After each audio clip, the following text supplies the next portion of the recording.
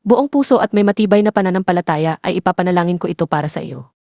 Ang mga katotohanang iyong ibinahagi ay ang pinakabuod ng ating pananampalataya, na si Jesus lamang ang ating kaligtasan at ang kaloob na buhay na walang hanggan ay natatanggap sa pamamagitan lamang ng pagsampalataya sa Kanya. Narito ang aking panalangin para sa iyo. Dasal batay ay katotohanan ng salita ng Diyos. Amang makapangyarihan, dakilang Diyos at pinagmumulan ng buhay, lumalapit ako sa iyo sa pangalan ng Panginoong Hesus. Pinupuri kita at nagpapasalamat ako dahil sa napakagandang balitang ibinigay mo sa amin, na iyong inibig ang sanlibutan kaya't ibinigay mo ang iyong kaisa-isang anak, upang ang sinumang sumampalataya sa Kanya ay hindi mapahamak kundi magkaroon ng buhay na walang hanggan. Salamat, Panginoon, dahil ang kaligtasan ay hindi galing sa ating sariling pagsisikap o gawa, kundi ito ay iyong kaloob na natatanggap sa pamamagitan ng pananampalataya. Panginoon, inihaharap ko sa iyo ang aking kapatid na ito, na ang puso ay lumugod sa iyong salita, na lubos na naniniwala na si Jesus lamang ang daan, ang katotohanan at ang buhay. Ayon sa 1 Juan 5:11-13, idinadalangin ko na ang katiyakan ng buhay na walang hanggan ay manatiling matibay at hindi matitinag sa kanyang puso. Huwag na siyang mag-aalinlangan o magduda na siya ay iyong anak, na siya ay naligtas, at na ang buhay na walang hanggan ay kanya na mula sa sandaling siya ay sumampalataya sa iyong anak. Ipaalaala mo sa kanya araw-araw na dahil nasa kanya si Jesus, nasa kanya rin ang buhay, at wala ng kahatulan o kaparusahan na nakalaan para sa kanya. Ama, ayon sa Juan 3:16 at Juan 5:24, idinadalangin ko na ang liwanag ng katotohanan ito ay lalong magningning sa kanyang buhay. Hayaan mong lagi niyang tandaan na dahil siya ay sumampalataya kay Jesus, siya ay lumipat na mula sa kamatayan patungo sa buhay, at hindi na siya hahatulan magpakailanman.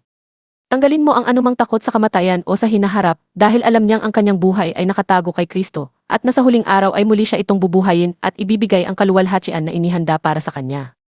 Panginoon, ayon sa Roma 1:13 at mga Gawa 4:12, patibayin mo ang kanyang bibig at ang kanyang puso na laging ipahayag na si Jesus ang Panginoon at nawala ng ibang pangalan sa ilalim ng langit na ibinigay sa mga tao na ikaliligtas natin.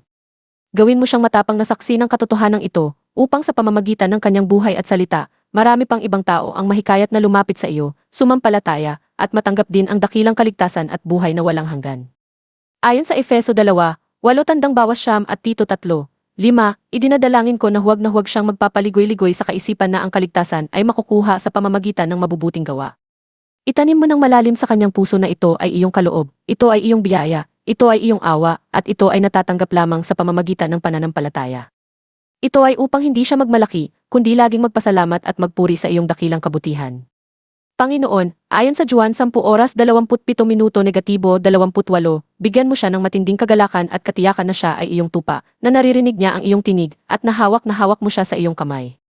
Walang sinuman at walang anuman ang makakaagaw sa kanya mula sa iyo, dahil ang buhay na iyong ibinigay ay buhay na walang hanggan at hindi ito kukunin o kukupas kailanman. Sa pangalan ni Jesus, idinedeklara ko, ang iyong kaligtasan ay tiyak. Ang iyong buhay na walang hanggan ay tiyak. Ang iyong kinabukasan ay nasa mabuting kamay ng Diyos. Magalak ka at magdiwang dahil ikaw ay napalaya, ikaw ay naligtas, at ikaw ay magiging kasama ng Panginoon magpakailanman. Ang lahat ng papuri, luwalhati, at pasasalamat ay ibinabalik ko sa iyo, O Diyos, dahil sa iyong dakilang pag-ibig at biyaya. Amen. Amen.